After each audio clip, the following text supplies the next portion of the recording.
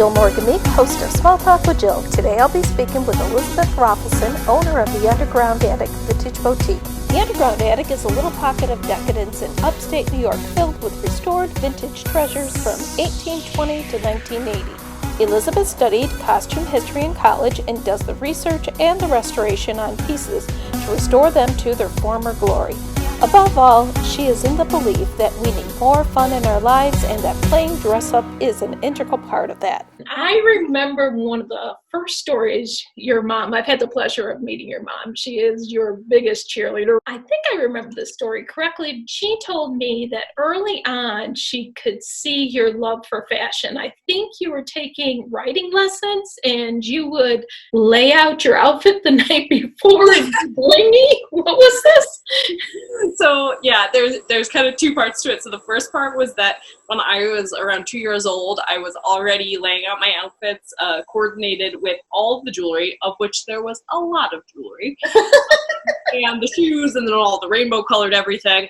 But then I also was really into horses, and so when I would go to take my riding lessons, and not only did I have all of the sparkle mane gel for them, but I also had the pink sparkly lace-up riding boots and the rainbow sparkly helmet cover. And I was in Pony Club, which is a national organization for riders.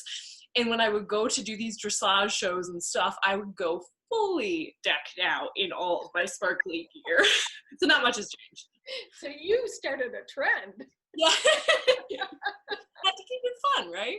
I love it. So now that jewelry, was it vintage jewelry? Was it jewelry? Yeah, it was. Mom's jewelry box? Some of it was my mom's, and then actually another local organization, the Catskill Puppet Theater, they were really, and are really good friends of my parents, and they had a lot of extra supplies that they would use to make the puppets, and they had this magical barn full of all of this beautiful fabric and all of this old jewelry that a lot of it they'd use for parts, and so I would get the offloading of all of that stuff, much of which was vintage, and get to play dress up in all of it. I ended up going to school years later to the fashion design program at SUNY Oneonta, and through that did a concentration in historic costume, and I was able to go into their archives and see a lot of the pieces for study, but then I also had a project where I had to fix 10 pieces of antique clothing and fully restore them. But I had help. I had an advisor who